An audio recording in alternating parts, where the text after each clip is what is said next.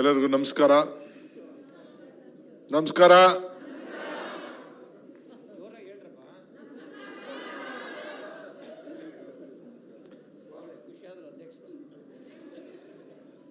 ಸ್ವಲ್ಪ ಚುರುಕಾಗಿದ್ದಾರೆ, ಎಲ್ಲ ಚೆಕ್ ಮಾಡ್ತೇನೆ ಅಷ್ಟೇ. ಗೌರವಾನ್ವಿತ ಮುಖ್ಯಮಂತ್ರಿಗಳಂತ ಸಿದ್ದರಾಮಯ್ಯ ಸಾಹೇಬ್ರೆ, ಕಾರ್ಯಾಧ್ಯಕ್ಷ ಚಂದ್ರಶೇಖರ್ ಅವರೇ, ಎಸಿಸಿಯ ಕಾರ್ಯದರ್ಶಿಗಳಾದಂಥ ಸೂರಜ್ ಮತ್ತು ನಿವೇದಿತಾ ಆಲ್ಮಾ, ಗೋಪಿನಾಥ್, ಪಾಲಕ್ ವರ್ಮಾ ರವರೇ, ಪ್ರಮುಖ ನಾಯಕರಾದಂಥ ರಾಜೀವ್ ಗೌಡ್ರೆ, ಸೇವಾದಳದ ಅಧ್ಯಕ್ಷರೇ, ಮಹಿಳಾ ಕಾಂಗ್ರೆಸ್ ಯೂತ್ ಕಾಂಗ್ರೆಸ್ ಅಧ್ಯಕ್ಷರೇ, ಸುದರ್ಶನ್ ರವರೇ, ಜಾರ್ಜ್ ಸಾಹೇಬ್ರೆ, ಎಚ್.ಎಂ. ರೇವಣ್ಣವರೇ, ನಜೀರ್ ಅವರೇ,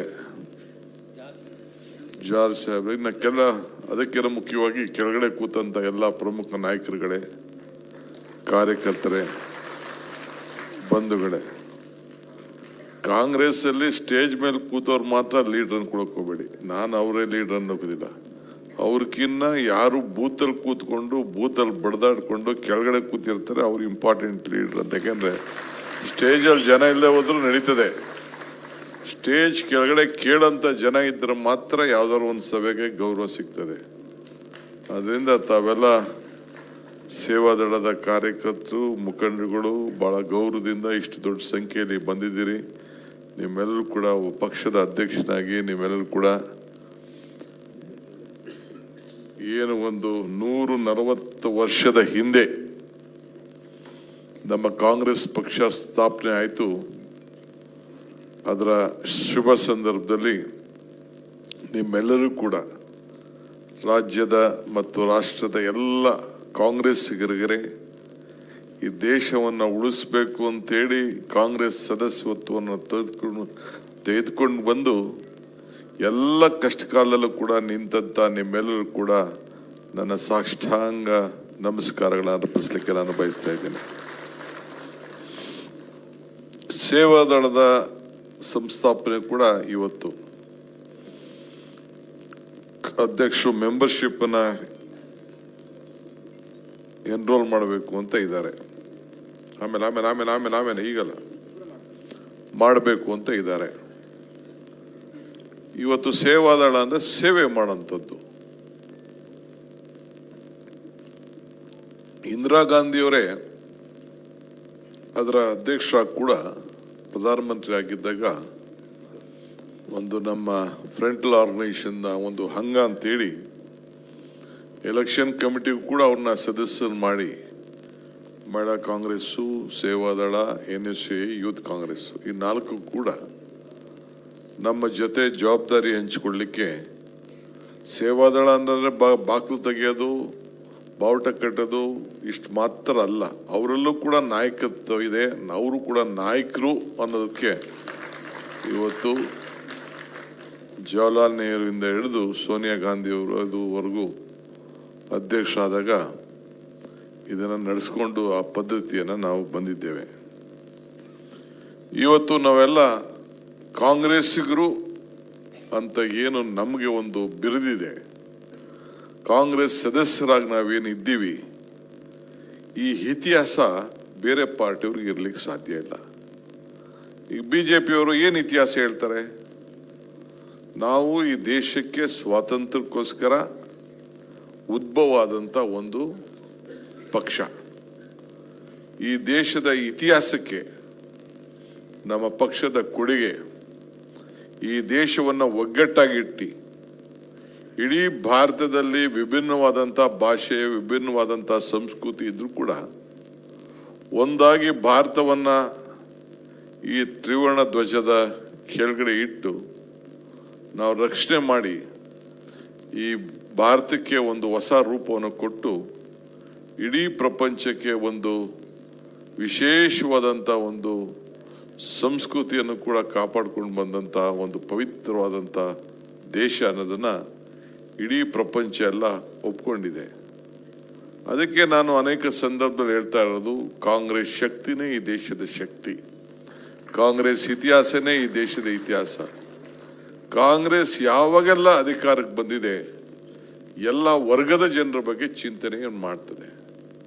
ಕಾರ್ಮಿಕರು ಇರ್ಬೋದು, ರೈತರಿರ್ಬೋದು, ವರ್ತಕರಿರ್ಬೋದು, ವಿದ್ಯಾರ್ಥಿಗಳಿರ್ಬೋದು, ಚಿಕ್ಕ ಮಕ್ಕಳಿಂದ ಹಿಡಿದು ಎಲ್ಲರ ಬಗ್ಗೆ ಕೂಡ ಕಾರ್ಯಕ್ರಮಗಳನ್ನು ಯಾವುದಾದ್ರು ಒಂದು ಪಕ್ಷ ಚಿಂತನೆ ಮಾಡಿದೆ, ಕೊಟ್ಟಿದೆ ಅಂತ ಹೇಳಿದ್ರೆ ಇದು ಕಾಂಗ್ರೆಸ್ ಪಕ್ಷ ಮಾತ್ರ ಅಂತ ಹೇಳಲಿಕ್ಕೆ ನಿಮಗೆ ನಮ್ಮೆಲ್ಲರೂ ಕೂಡ ಸಂತೋಷ ಆಗ್ತದೆ.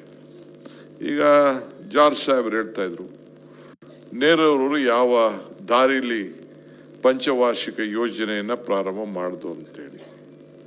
ಈಗ ಇಂದಿರಾ ಗಾಂಧಿಯವ್ರ ಕಾಲ ಬಂತು, ನಾವ್ಯಾರು ಬ್ಯಾಂಕ್ಗಳಿಗೆ ಹೋಗಕ್ಕೆ ಆಗ್ತಿರ್ಲಿಲ್ಲ. ನಾನೇ ಒಂದು ಕಾಲೇಜಲ್ಲಿದ್ದೆ, ಒಂದು ಸ್ಕೂಟ್ರ್ ತಗೋಬೇಕಾಯ್ತು 5,000 ರೂಪಾಯಿಗೆ. ನನಗೆ ಯಾರು ಬ್ಯಾಂಕವ್ರು ಸಾಲ ಕೊಡ್ತಿರ್ಲಿಲ್ಲ. ಅನುಕೂಲ ಇದ್ರೂ ಕೂಡ ನೀನು ಆಸ್ತಿ ಕೊಡು, ಯಾರು ಗ್ಯಾರಂಟಿ ಕೊಡು, ಇವೆಲ್ಲ ಕೂಡ ಇತ್ತು. ಕೊನೆಗೆ ಹೋಗಿ ಯಾವುದೋ ಸ್ಟೇಟ್ ಹತ್ರ ತೆಗೆದುಕೊಳ್ಬೇಕಾದಂಥ ಒಂದು ಪರಿಸ್ಥಿತಿ ಬಂತು. ಅಂಥ ಸಂದರ್ಭ ಕೂಡ ಇತ್ತು. ಆದರೆ ಇವತ್ತು ಬ್ಯಾಂಕ್ನ ರಾಷ್ಟ್ರೀಕರಣ ಮಾಡಿ ಮನೆಗೂ ಕೂಡ ನಿಮ್ಮ ಪರಿಸ್ಥಿತಿ ಅಂದರೆ ಕ್ರೆಡಿಟ್ ಕಾರ್ಡಲ್ಲೇ ನಿಮ್ಮ ಕಾರ್ ತೆಗೆದುಕೊಳ್ಳುವಂಥ ಒಂದು ಪರಿಸ್ಥಿತಿ ಇವತ್ತು ಬ್ಯಾಂಕಿನ ರಾಷ್ಟ್ರೀಕರಣ ಮಾಡಿಕೊಟ್ರು. ಇವತ್ತು ಉಳುಮೆ ಭೂಮಿ ದೇವರಾಜ ಅರಸರ ಕಾಲ, ಇಂದಿರಾ ಗಾಂಧಿಯವ್ರ ಕಾಲ, ಎಷ್ಟು ಲಕ್ಷ ಜನರಿಗೆ ಈ ಒಂದು ಪದ್ಧತಿಯನ್ನು ಕೊಟ್ಟಿದ್ದೇವೆ. ಈಗ ಮೊನ್ನೆ UPI ಸರ್ಕಾರ ಬಂದಾಗ ಅರಣ್ಯ ಭೂಮಿ ಅಲ್ಲೂ ಕೂಡ ಪರಿಷ್ಠ ಪಂಗಡದವ್ರಿಗೆ 25 ವರ್ಷ, ಬೇರೆಯವ್ರಿಗೆಲ್ಲ 75 ವರ್ಷ ಅಂತೇಳಿ 3 ತಲೆಮಾರು ಕೂಡ ಕೊಟ್ಟಿದ್ದೇವೆ. ಇವೆಲ್ಲ ಕಾನೂನು ಚೌಕಟ್ಟಿನಲ್ಲಿ ಸಂವಿಧಾನದ ರೂಪದಲ್ಲಿ ಕೊಟ್ಟಂತ ಒಂದು ವಿಶೇಷವಾದಂಥ ಕಾರ್ಯಕ್ರಮ. SM ಕೃಷ್ಣ ಅವ್ರ ಕಾಲ ಇತ್ತು, ಬಿಸಿ ಊಟ ಅಂತ ಪ್ರಾರಂಭ ಮಾಡಿದ್ರು. ಯಾರಿಗೆ? ಪುಟಾಣಿ ಮಕ್ಕಳಿಗೆ ಶಾಲೆಗೆ ಬರೋದನ್ನ ತಪ್ಪಿಸ್ಕೊಳ್ತಾ ಇದ್ದಾರೆ, ಅಟ್ಲೀಸ್ಟ್ ಅವ್ರಿಗೆ ಒಳ್ಳೆಯ ಆಹಾರವನ್ನು ಕೊಡಬೇಕು ಅಂತೇಳಿ ಆ ಬಿಸಿ ಊಟ ಕಾರ್ಯಕ್ರಮವನ್ನು ಪ್ರಾರಂಭ ಮಾಡಿದ್ರು. ಮೊನ್ನೆ ಹೋದ ತಿಂಗಳು ಲಕ್ಷ್ಮೀ ಹೆಬ್ಬಾಳ್ಕರ್ ಅವರ ಇಲಾಖೆಯಲ್ಲಿ ಅಂಗನವಾಡಿ ಕಾರ್ಯಕ್ರಮನ ಮಾಡಿದ್ರು. ಮಕ್ಕಳಿಗೆ ಪೌಷ್ಟಿಕ ಆಹಾರ ಕೊಡುವಂಥ ಒಂದು ಕಾರ್ಯಕ್ರಮ ಅಂಗನವಾಡಿ. ಏನು ಇವತ್ತು ನಮ್ಮಲ್ಲಿ ಈ ದೊಡ್ಡ ದೊಡ್ಡ ಸ್ಕೂಲ್ಗಳಲ್ಲಿ ಬೇಬಿ ಸಿಟ್ಟಿಂಗು ಬೇರೆ ಬೇರೆ ಅಂತ ಏನು ಹೊಸದಾಗಿ ನಾವು ಇಟ್ಕೊಂಡಿದ್ದಾರೆ, ಲಕ್ಷಾಂತರ ರೂಪಾಯಿ ಫೀಸ್ ತೆಗೆದುಕೊಳ್ತಾರೆ.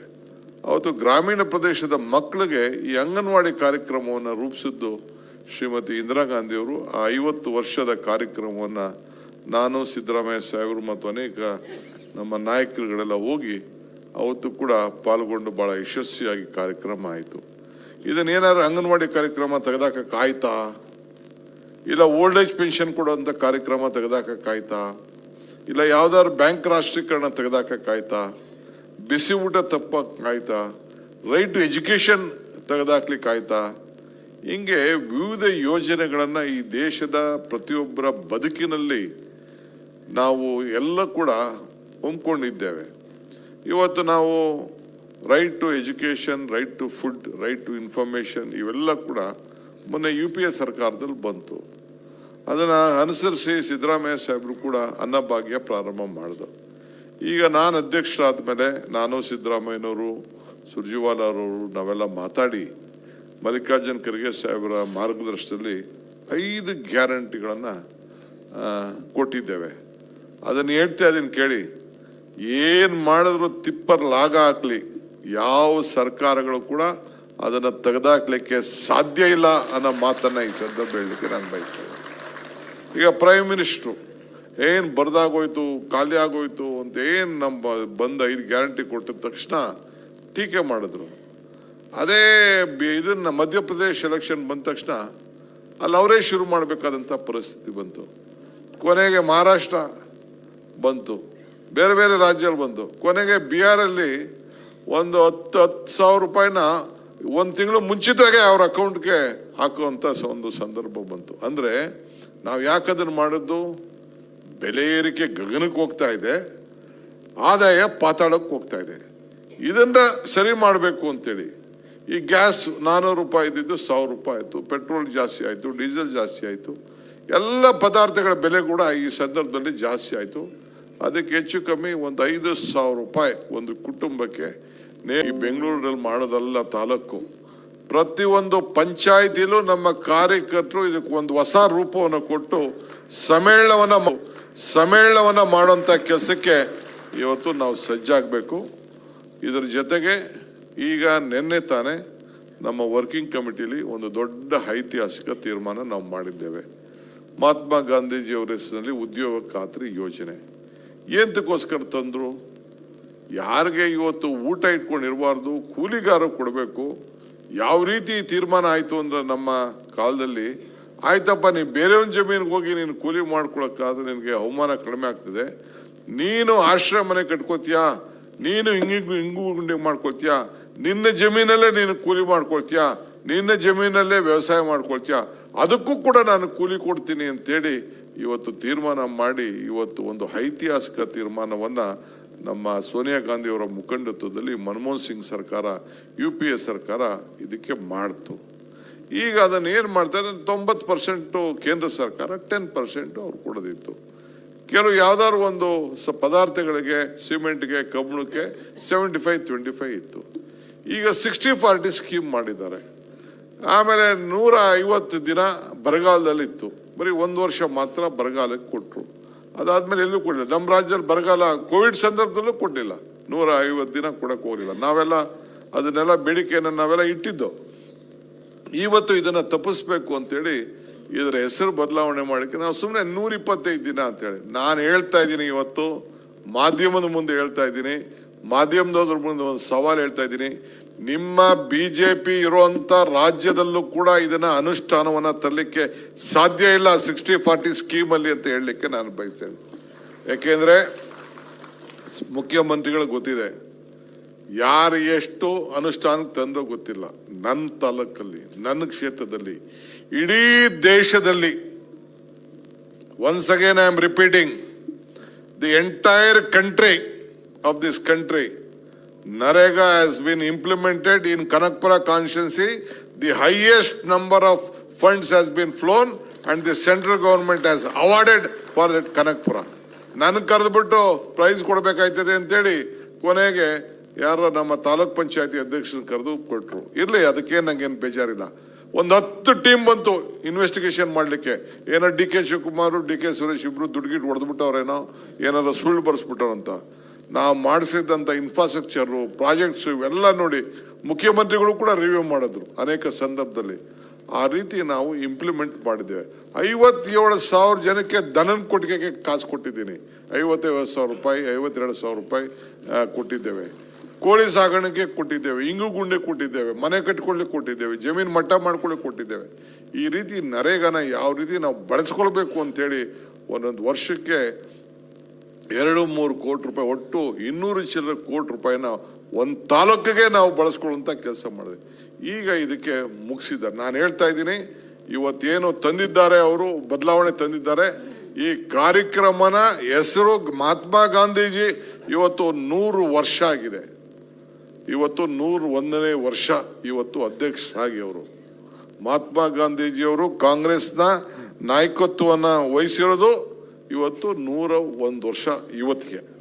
ಟುಡೇ ಇವತ್ತು ಇದೇ ವರ್ಷದ ಹಿಂದೆ ನಾವು ಬೆಳಗಾಂನಲ್ಲಿ ಸಂಭ್ರಮವನ್ನು ನಾವು ಆಚರಣೆಯನ್ನು ನಾವು ಮಾಡಿದ್ವು. ಎಲ್ಲ ನಾಯಕರು, ವರ್ಕಿಂಗ್ ಕಮಿಟಿನೂ ಕೂಡ ಇತ್ತು ಅಲ್ಲಿ. ಇದನ್ನು ಬೆಳಗಾಂನಲ್ಲಿ ಆಚರಣೆಯನ್ನು ಮಾಡಿದ್ವು. ಇವತ್ತು 100 ವರ್ಷ ಇವತ್ತು ಮುಗಿದಿದೆ. ಇವತ್ತು ಈ ಸಂದರ್ಭದಲ್ಲಿ ಇದನ್ನು ಮುಗಿಸ್ಲಿಕ್ಕೆ, ಈ ಸಂದರ್ಭದಲ್ಲಿ ಅವರ ಹೆಸರನ್ನ ತೆಗೆದುಹಾಕ್ಲಿಕ್ಕೆ ಹೊರಟಿದ್ದಾರೆ. ಮಹಾತ್ಮ ಗಾಂಧಿ ಹೆಸರನ್ನ ಈ ದೇಶದ ಇತಿಹಾಸದಲ್ಲಿ ತೆಗೆದಾಗ್ಲಿಕ್ಕೆ ಸಾಧ್ಯನಾ? It is impossible. Mahatma Gandhiji ಅವರ ಹೆಸರನ್ನ ತೆಗೆದಾಗ್ಲಿಕ್ಕೆ ಸಾಧ್ಯನೇ ಇಲ್ಲ. ಅವರ ಪಕ್ಷ ಅಧಿಕಾರ ಯಾರು ಪರ್ಮನೆಂಟ್ ಆಗಿರ್ಲಿಕ್ಕೆ ಸಾಧ್ಯ ಇಲ್ಲ. ಅವ್ರ ಪಕ್ಷ ಎಷ್ಟು ದಿನ ಇರ್ತದೆ? ಎಲ್ಲರೂ ಒಂದ್ ಕಡೆ ಕೊನೆ ಇರಲೇಬೇಕಲ್ಲ. ಎಂತೆಂಥ ಚಕ್ರವರ್ತಿಗಳೆಲ್ಲ ಹೋಗ್ಬಿಟ್ರಲ್ವಾ? ಏನ್ BJP ಏನು ಪರ್ಮನೆಂಟ್ ಆಗಿರ್ತದ? ಅಲೆಕ್ಸಾಂಡರ್ ದ ಗ್ರೇಟ್, ಎಂತೆಂಥ ಮಹಾ ಚಕ್ರವರ್ತಿಗಳು ಎಲ್ಲ ದೇಶದ 3 ಭಾಗ ತೆಗೆದುಕೊಂಡು ಬಂದವರೆಲ್ಲ ವಾಪಸ್ ಆಗೋದು. ಸದ್ದಾಂ ಹುಸೇನ್ ಏನಾಯ್ತು, ಔಸ್ಕೋಬೇಕಾದಂಥ ಒಂದು ಪರಿಸ್ಥಿತಿ ಬಂತು. ಹಂಗೆ ಆಗಲಿ, ನಾನು ಏನಾಗ್ತದೆ ನಾನೀಗ ಅದು ಚರ್ಚೆ ಮಾಡಬೇಕು. ಅಂದರೆ ಇದು ನಮ್ಮ ಪಕ್ಷ ರೂಟಲ್ಲಿ ಇದೆ, ಇತಿಹಾಸ ಇದೆ. ಈ ರಾಷ್ಟ್ರದ ಧ್ವಜ ನಿಮ್ಮ ಮೈ ಮೇಲಿದೆ. ಬಿಜೆಪಿಯವ್ರ ಮೇಲೆ ಇರ್ಲಿಕ್ಕೆ ಸಾಧ್ಯನಾ ಈ ರಾಷ್ಟ್ರದ ಧ್ವಜದ ಬಣ್ಣ? ಒಬ್ಬ ಕಾರ್ಯಕರ್ತ ಸತ್ರೆ ಈ ರಾಷ್ಟ್ರ ಧ್ವಜವನ್ನ, ಈ ಕಾಂಗ್ರೆಸ್ ಧ್ವಜವನ್ನು ಹಾಕುವಂತ ಒಂದು ಶಕ್ತಿ ಇವತ್ತು ನಿಮ್ಗೆ ಈ ಪಕ್ಷ ಕೊಟ್ಟಿದೆ. ರಾಷ್ಟ್ರಗೀತೆ ಕೊಟ್ಟಿದೆ, ಸಂವಿಧಾನವನ್ನ ಕೊಟ್ಟಿದೆ, ಈ ಕಾರ್ಯಕ್ರಮವನ್ನು ಕೊಟ್ಟಿದೆ. ಸೊ ಇವತ್ತು 73ನೇ 74ನೇ ತಿದ್ದುಪಡಿ ರಾಜೀವ್ ಗಾಂಧಿ ಅವರು ಕೊಟ್ಟರು. ಯಾಕೆ? A leader is one create leaders not followers ಅಂತೇಳಿ. ಇವತ್ತು ನಾಯಕರುಗಳನ್ನ ತಯಾರು ಮಾಡಬೇಕು ಅಂತೇಳಿ 50% ಹೆಣ್ಮಕ್ಳಿಗೆ ಪಂಚಾಯಿತಿಯಿಂದ ಇವತ್ತು ಕಾರ್ಪೊರೇಷನ್ ಕೊಟ್ಟಿದೆ. ಇವತ್ತೇನು ಹೆಣ್ಮಕ್ಳಿಗೆ 33% ಕೊಡಬೇಕು ಅಂತ ಬಂತು. ಇಡೀ ಸೋನಿಯಾ ಗಾಂಧಿ ಮೂಡೆ ರೆಸಲ್ಯೂಷನ್ ಇದೆ ರಾಜ್ಯಸಭಾ. ಇದು ಬಿಜೆಪಿಯವರಲ್ಲ. ಈಗ ಅದನ್ನ ಕಾನೂನಾಗಿ ಬಂದಿದೆ, ಮುಂದಕ್ಕೆ ಅದು ಕಾನೂನಾಗಿ ಬರ್ತದೆ. ಹೆಣ್ಮಕ್ಳನ್ನ ನಾವು ತಯಾರು ಮಾಡಬೇಕು, ನಾಯಕರಾಗಿ ಬೆಳೆಸ್ಬೇಕು. ಇದನ್ನ ಜಾಸ್ತಿ ದಿನ ನಿಲ್ಲಿಸ್ಕೊಳ್ಳಿಕ್ಕೆ ಸಾಧ್ಯ ಇಲ್ಲ. ಇದು ನೆಕ್ಸ್ಟ್ ಪಾರ್ಲಿಮೆಂಟ್ಗೂ ಅಸೆಂಬ್ಲಿಗೂ ಇಂಪ್ಲಿಮೆಂಟ್ ಆಗ್ತದೆ ಅನ್ನೋದು ನನಗೆ ಭರವಸೆಯನ್ನು ಕಾಣ್ತಾ ಇದೆ. ಸೊ ಹಂಗೆ ಇವತ್ತು ನಮ್ಮ ಪಕ್ಷದಲ್ಲಿ ಒಂದು ದೊಡ್ಡ ಇತಿಹಾಸ ಇದೆ. ಈಗ ನಾನು ಕೂಡ ಈ ಗಾಂಧೀಜಿದು 100 ವರ್ಷದ ಒಂದು ನಂದು ಏನು ಅವರು ಹಿಂದೆ ಪುಸ್ತಕ ಬರೆದಿಂದ ಯಾವ ರೀತಿ ನಡೆಸಿದ್ರು ACCನ, ಅದನ್ನ ಒಂದು ದಾಖಲೆ ಎಲ್ಲ ಹುಡುಕ್ದೆ ನಾನು. ಅದಕ್ಕೆ ಇಂಗ್ಲೀಷಲ್ಲಿ ಮಾಡಿಕೊಟ್ಟಿದ್ದೆ. ಕನ್ನಡಕ್ಕೆ ಒಂದು ಅನುವಾದ ಮಾಡಿ ಅದ್ರ ಬಗ್ಗೆ, ಆಮೇಲೆ ನಾವೇನು ಬೆಳಗಾಮಲ್ಲಿ ಕಾರ್ಯಕ್ರಮ ಮಾಡಿದೋ ಅದನ್ನೆಲ್ಲ ಇಟ್ಟು ಒಂದು ಗಾಂಧಿ ಭಾರತ ಅಂತೇಳಿ ಒಂದು ಪುಸ್ತಕ ಕೂಡ ನಾನೀಗಾಗಲೇ ಅದಕ್ಕೆ ತಯಾರು ಮಾಡಿ ರೂಪಿಸಿದ್ದೇನೆ.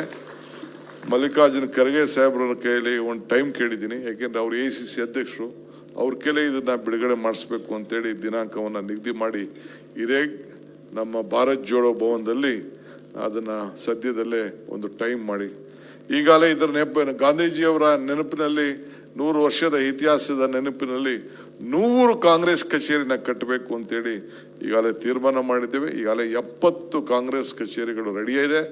ಅದಕ್ಕೆಲ್ಲ ಈಗ ಒಂದು ಲಿಸ್ಟು ಕೂಡ ಕೊಟ್ಟೆ, ಇನ್ನು ಕೆಲವೆಲ್ಲ ಉಳ್ಕೊಂಡಿದೆ. ಆದಷ್ಟು ಜಲ್ದಿ ನೆಕ್ಸ್ಟ್ ಕ್ಯಾಬಿನೆಟಲ್ಲಿ ತಂದು 100 ಬಿಲ್ಡಿಂಗಿಗೆ ಬೆಂಗಳೂರು ನಗರದಲ್ಲೂ ಕೂಡ ಒಂದು ಒಳ್ಳೆ ಆಫೀಸ್, 2 ಆಫೀಸ್, ಒಂದು ರಾಮಲಿಂಗಾರೆಡ್ಡಿ ಜವಾಬ್ದಾರಿ ತೆಗೆದುಕೊಂಡಿದ್ದಾರೆ, ಒಂದು ಜವಾಬ್ದಾರಿ ತೆಗೆದುಕೊಂಡಿದ್ದೇವೆ. ಒಂದು ದೊಡ್ಡ 2 ಕಟ್ಟಡ, ಒಂದು ಡಿಸ್ಟಿಕ್ ಕಟ್ಟಡ, ಒಂದು ಸ್ಟೇಟ್ ಕಟ್ಟಡ. ಇದನ್ನ ಕಟ್ಟಲಿಕ್ಕೆ ಇನ್ನೊಂದು ಬೇರೆ ಕಟ್ಟಡ ಕಟ್ಟಲಿಕ್ಕೆ ಮಾಡಿದ್ದೇವೆ. ಎಲ್ಲ ತಾಲೂಕಲ್ಲೂ ಕೂಡ ಇದಕ್ಕೊಂದು ರೂಪವನ್ನು ಮಾಡುವಂಥ ಕೆಲಸ. ಮೊನ್ನೆ 2 ತಿಂಗಳ ಹಿಂದೆ ಮೈಸೂರಿಗೆ ಹೋಗಿದ್ದೆ. ಅಲ್ಲೂ ಕೂಡ ಚೀಫ್ ಮಿನಿಸ್ಟರ್ ಅವರು ಅವರೇ ಜವಾಬ್ದಾರಿ ತೆಗೆದುಕೊಂಡು ಮೈಸೂರಿನಲ್ಲಿ ಒಂದು ದೊಡ್ಡ ಕಚೇರಿ, ಅಲ್ಲೂ ಕೂಡ ಇದೇ ರೀತಿ ಕಾಂಗ್ರೆಸ್ ಭವನ ಕಟ್ಟಬೇಕು ಅಂತೇಳಿ ಅವರು ಕೂಡ ಈಗಾಗಲೇ ಪ್ಲಾನ್ ಆಫ್ ಆ್ಯಕ್ಷನ್ ಮಾಡಿ ಈಗಾಗಲೇ ಭೂಮಿ ಪೂಜೆ ಕೂಡ ನಾನು ಮಾಡಿ ಬಂದಿದ್ದೇನೆ. ನಾನು ಇಲ್ಲಿಂದ ಒಂದು ಸಂದೇಶ ಕೊಡ್ತೀನಿ ಎಲ್ಲ ಅಧ್ಯಕ್ಷರಿಗೆ. ನೀವು ಫೌಂಡೇಶನ್ ಹಾಕೋದು ಡೇಟ್ ಕೊಡ್ತಾರೆ ರಾಹುಲ್ ಗಾಂಧಿ ಅವರು ಮತ್ತು ಖರ್ಗೆ ಸಾಹೇಬರು. ಅದಕ್ಕೆ ನೀವು ಕಾಯಕ್ಕೆ ಹೋಗ್ಬಿಡಿ. ಒಂದೇ ದಿನ ಇಲ್ಲಿಂದನೇ ಬೆಂಗಳೂರಿನಿಂದನೇ ಅದಕ್ಕೆ ವರ್ಚುವಲಲ್ಲಿ ಫೌಂಡೇಶನ್ ಹಾಕುವಂಥ ಕೆಲಸ ನಾವು ಮಾಡ್ತೇವೆ ಬೆಂಗಳೂರು ಬಂದು. ಆದರೆ ಈಗಿಂದನೇ ಪ್ಲ್ಯಾನ್ ಹಾಕೊಳ್ಳೋಂಥದ್ದು, ಪ್ಲ್ಯಾನ್ ಮಾಡಿಸೋಂಥದ್ದು, ಕಾಂಟ್ರಾಕ್ಟರ್ ಫೈನಲೈಸ್ ಮಾಡೋಂಥದ್ದು, ಕಾಂಟ್ರಾಕ್ಟರ್ಗೆ ದುಡ್ಡು ಕೊಡೋಂಥದ್ದು, ಅದೆಲ್ಲ ಕೂಡ ಈಗೇನೆ ನೀವು ಸಿದ್ಧತೆಯನ್ನು ಮಾಡ್ಕೊಳ್ಬೇಕು ಅಂತೇಳಿ ನಾನು ಎಲ್ಲರೂ ಕೂಡ ಈ ಸಂದರ್ಭದಲ್ಲಿ ಮನವಿಯನ್ನು ನಾನು ಮಾಡ್ತೇನೆ. ಇದಲ್ಲದೆ ಈಗಾಗಲೇ ನಮ್ಮ ಚಂದ್ರಶೇಖರ್ ಅವರು ತಮ್ಗೆ ಹೇಳಿದ್ದಾರೆ, ಇವತ್ತೇನು ನರೇಗಾ ವಿಚಾರದಲ್ಲಿದೆ, ನಿನ್ನೆ ಏನು ತೀರ್ಮಾನವನ್ನು ಮಾಡಿದೆ ಕಾಂಗ್ರೆಸ್ ಪಕ್ಷ, 5ನೇ ತಾರೀಕಿಂದ ನಾವು ಇದನ್ನ ಒಂದು ಹೊಸ ರೂಪವನ್ನು ಇದಕ್ಕೆ ಹೋರಾಟ ಪ್ರಾರಂಭ ಮಾಡಬೇಕಾಗಿದೆ. ಎಲ್ಲಿ? ಬೆಂಗಳೂರಲ್ಲ, ತಾಲೂಕ್ ಹೆಡ್ ಕ್ವಾರ್ಟರ್ಸ್ ಅಲ್ಲ, ಪಂಚಾಯಿತಿಗಳಿಂದ ಈ ಹೋರಾಟವನ್ನು ಪ್ರಾರಂಭ ಮಾಡಬೇಕು. ನಮ್ಮ ಗ್ಯಾರಂಟಿಯ ಸದಸ್ಯಗಳು ಯಾರ್ಯಾರು ಇದ್ದೀರಿ, ಯಾರು KBಯಿಂದ ನಮ್ಮ ಬೆಸ್ಕಾಮಿಂದ ನಾಮಿನೇಷನ್ ಆಗಿದ್ದೀರಿ, ಯಾರು ಎಲೆಕ್ಟ್ರಿಕಲ್ ಡಿಪಾರ್ಟ್ಮೆಂಟಿಂದ, ಹೆಲ್ತ್ ಡಿಪಾರ್ಟ್ಮೆಂಟಿಂದ ಇದ್ದೀರಿ, ಸುಮಾರು ಒಂದೊಂದು ತಾಲೂಕಲ್ಲಿ 50ರಿಂದ 100 ಜನ 200 ಜನಕ್ಕೆ ನಾವು ನಾಮಿನೇಷನ್ಗಳನ್ನು ಕೊಟ್ಟಿದ್ದೇವೆ ವಿವಿಧ ಇಲಾಖೆಯಲ್ಲಿ. ಅವರು ಮತ್ತು ಪಂಚಾಯತಿ ಮೆಂಬರ್ಗಳು, ಜಿಲ್ಲಾ ಪಂಚಾಯತಿ ಮೆಂಬರು, ಕಾರ್ಪೊರೇಟರ್ಗಳು ನೀವೆಲ್ಲ ಸೇರಿ ಒಂದಾಗಿ ಕಾರ್ಯಕರ್ತರು ಒಂದೊಂದು ಭಾಗನ ಹಂಚ್ಕೊಂಡು ಪ್ರತಿ ಒಂದು ವಿಧಾನಸಭಾ ಕ್ಷೇತ್ರಕ್ಕೂ ಕೂಡ ನಾನು ನಮ್ಮ ಎಲ್ಲ ಕಾರ್ಯಾಧ್ಯಕ್ಷಗಳು JC ಚಂದ್ರಶೇಖರ್ಗೆ ಒಬ್ಬೊಬ್ಬರನ್ನ ಅಬ್ಸರ್ವರ್ ಆಗಿ ಈ ಕಾರ್ಯಕ್ರಮಕ್ಕೆ ನಾನು ಕಳಿಸ್ಕೊಡ್ತೀನಿ. ನೀವೆಲ್ಲ ಕೂಡ ಇದೇನು ಇವತ್ತು ನರೇಗಾ ವಿಚಾರ ಇದೆ, ಏನು ನಮ್ಮ ಗ್ಯಾರಂಟಿಗಳನ್ನು ತಲುಪಿಸ್ಲಿಕ್ಕೆ ಮತ್ತು ಏನು ನಮ್ಮ ಕಾರ್ಯಕ್ರಮ ತಲುಪಿಸ್ಲಿಕ್ಕಿದೆ, ಒಂದು ಹೊಸ ತಾಲೂಕು ಮಟ್ಟದಲ್ಲಿ, ಒಂದು ಪಂಚಾಯತಿ ಮಟ್ಟದಲ್ಲಿ ನಮ್ಮ ಗ್ಯಾರಂಟಿಗಳ ಸಮಾವೇಶವನ್ನು ಒಂದು ಕಾರ್ಯಕ್ರಮವನ್ನು ಮಾಡಬೇಕು. ಅದು ರೂಪರೇಷೆಗಳನ್ನು ನಿಮಗೆ ನಾನು ಸದ್ಯದಲ್ಲೇ ನನ್ನ ಗೈಡ್ಲೈನ್ಸನ್ನು ನಿಮಗೆ ನಾನು ಕಳಿಸ್ಕೊಡ್ತೇನೆ ಅನ್ನೋ ಮಾತನ್ನು ಈ ಸಂದರ್ಭದಲ್ಲಿ ಹೇಳಲಿಕ್ಕೆ ನಾನು ಬಯಸ್ತೇನೆ. ಮತ್ತು ಜಿಲ್ಲಾ ಪಂಚಾಯತಿ ತಾಲೂಕ್ ಪಂಚಾಯತಿ ಎಲೆಕ್ಷನ್ ನಾವು ನಿಲ್ಲಿಸೋಕ್ಕಾಗಲ್ಲ. ವಿ ಆರ್ ಕಂಡಕ್ಟಿಂಗ್ 2-3 ತಿಂಗಳಲ್ಲೇ ಈ ಎಲೆಕ್ಷನ್ನು ಸಿದ್ಧತೆಯನ್ನು ನಾವು ಮಾಡಿಕೊಳ್ಳಲೇಬೇಕಾಗಿದೆ. ಇದಕ್ಕೆ ಈಗಾಗಲೇ ನಮ್ಮ ಚೀಫ್ ಮಿನಿಸ್ಟರ್ ಅವರು ನಮ್ಮ ಪ್ರಿಯಾಂಕ್ ಖರ್ಗೆ ಅವ್ರಿಗೆ ಹೇಳಿದ್ದಾರೆ. ಅದೇನೇನು ರಿಸರ್ವೇಷನ್ನು, ಕೋರ್ಟೆಲ್ಲ ಆತಂಕಗಳು, ಕಾನೂನು ಚೌಕಟ್ಟುಗಳು ಏನು ಸಮಸ್ಯೆ ಇದೆ ಅದನ್ನೆಲ್ಲ ಬಗೆಹರಿಸಿ 2 ತಿಂಗಳಲ್ಲೇ ಎಲೆಕ್ಷನ್ ಮಾಡೋಕ್ಕೆ ಸಿದ್ಧತೆ ಮಾಡ್ಕೊಳ್ಬೇಕು ಅಂತೇಳಿ ಮಾರ್ಗದರ್ಶನ ಕೊಟ್ಟಿದ್ದಾರೆ. ಮತ್ತು GBA ಎಲೆಕ್ಷನ್ ಕೂಡ ನಾನೀಗಾಗಲೇ ಸಿದ್ಧತೆಯನ್ನು ನಾನು ಮಾಡ್ಕೊಂಡಿದ್ದೇನೆ. ಕೆಲವರು ಏನಪ್ಪ ನಾನು ರಿಸರ್ವೇಷನ್ನು ಆಗಲಿ ಅಲ್ಲಿಗಂಟ ನಾನು ಅರ್ಜಿ ತಗೊಳ್ಳೋದು ಬೇಡ ಅಂತ ಇರ್ಬೋದು. ನೀವು ಅರ್ಜಿ ತೆಗೆದುಕೊಂಡು ನೀವು ತಯಾರಾಗಿ ನೀವು ಬೂತ್ ಮಟ್ಟದಲ್ಲಿ ನೀವು ಕೆಲಸ ಮಾಡಲಿಲ್ಲ ಅಂದರೆ ನೀವು ಎಷ್ಟೇ ದೊಡ್ಡ ನಾಯಕರಾಗಲಿ ಈ DK ಶಿವಕುಮಾರ್ ನಿಮ್ಮನ್ನ ಗುರ್ಸೋದಿಲ್ಲ.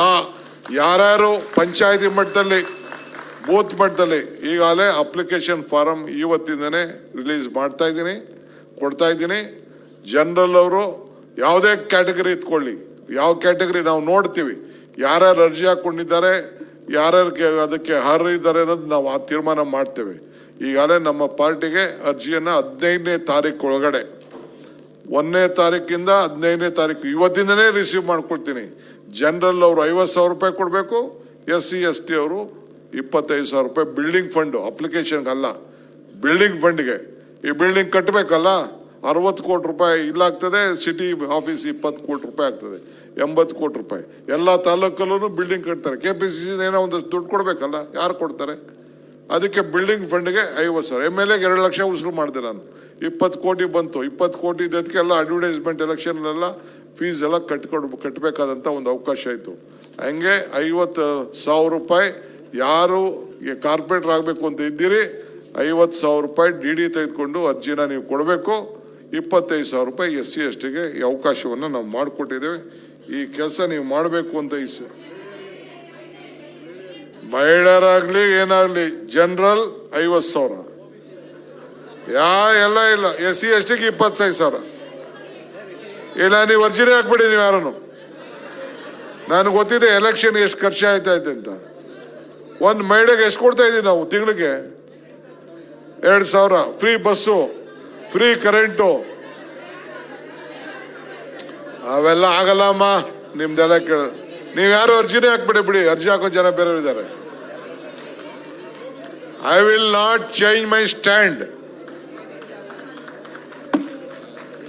ಒಂದು ಎಲೆಕ್ಷನ್ಗೆ ಎಷ್ಟು ಖರ್ಚು ಆಯ್ತು ಅಂತ ನನಗೆ ಗೊತ್ತಿದೆ. ಅದು ಇಲ್ಲಿ ಇರ್ಲ ರೀ, ಎಲ್ಲರೂ ಒಂದೇ. ಏನು OBC? ನಾನು OBC ಗೊತ್ತಾ ನಿಂಗೆ? ಒಕ್ಕಲಿಗರೆಲ್ಲ OBC ಗೊತ್ತಾ ನಿನಗೆ? ಏನು OBC ಅಂತ? ಲಿಂಗಾಯತರು OBC, ಬ್ರಾಹ್ಮಣರು ಆದಾಯ ಇಲ್ಲದೆ ಹೋದವರು OBC. ನೀನು ಸುಮ್ಮನೆ ನೀನು ಅವೆಲ್ಲ ಇಲ್ಲ.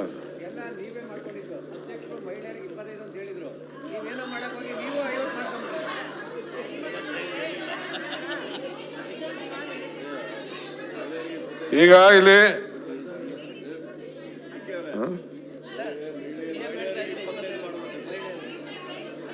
ಏನೋ CM ನಿಮ್ಮ ಬಗ್ಗೆ ಅನುಕಂಪ ತೋರಿಸ್ತಾ ಇದ್ದಾರೆ. ಆಯ್ತು, ಏನೋ CM ಜಾರ್ಜ್ ಹೇಳ್ತಾ ಇದ್ದಾರೆ ಅಂತ ಮಹಿಳೆಯರಿಗೆ 25,000 ಮಾಡ್ತೀನಿ ಹೋಗಿ. 15ನೇ ತಾರೀಕು ಒಳಗೆ ಅರ್ಜಿ ಹಾಕ್ಬೇಕು. ಬಿಲ್ಡಿಂಗ್ ಫಂಡ್ಗೆ ನನಗೆ ಬೇಡ ನಿಮ್ಮ ದುಡ್ಡು.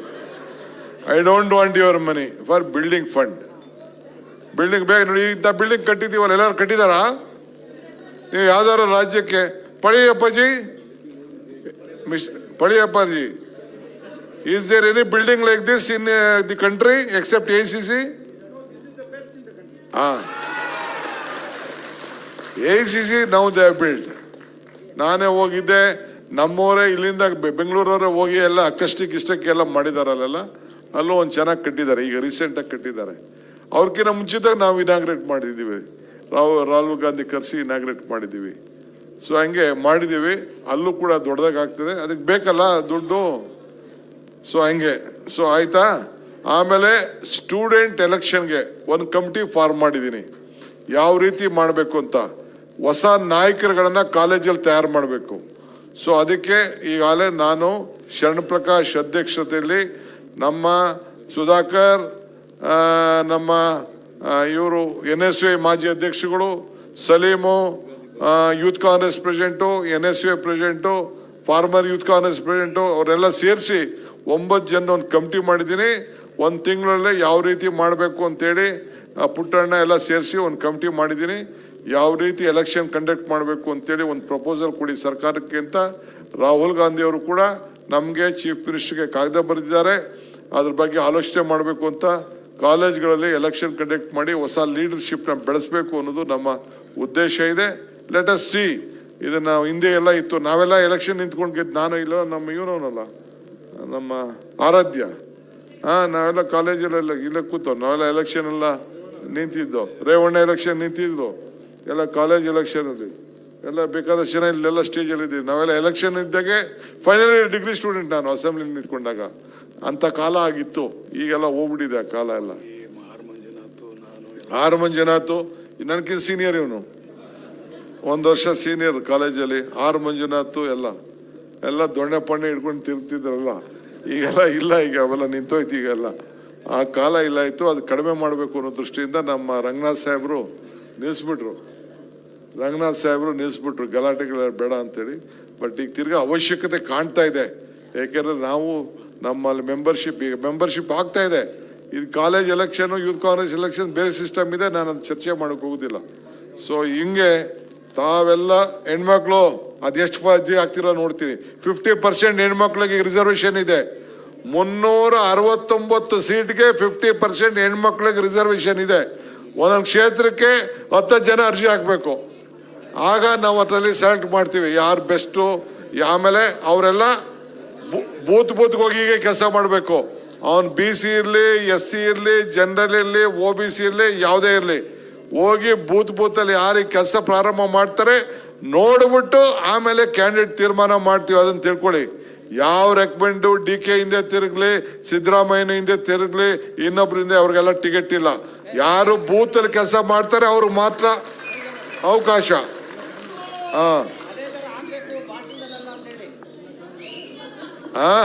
ಅಷ್ಟು ಮಾಡಬೇಕು, ಆಗ್ಬೋದಲ್ಲ. ಸೊ ಮತ್ತೊಮ್ಮೆ ಕಾಂಗ್ರೆಸ್ ಸಂಸ್ಥಾನ ದಿನ ನಿಮ್ಗೆಲ್ಲ ಒಳ್ಳೇದಾಗಲಿ. 5 ವಿಚಾರ ತಿಳಿಸಿದ್ದೀನಿ. 5 ವಿಚಾರಕ್ಕೂ ಕೂಡ ನೀವೆಲ್ಲ ಸಜ್ಜಾಗಬೇಕು. ಎಲ್ಲರಿಗೂ ನಮಸ್ಕಾರ. ಜೈ ಹಿಂದ್, ಜೈ ಕಾಂಗ್ರೆಸ್.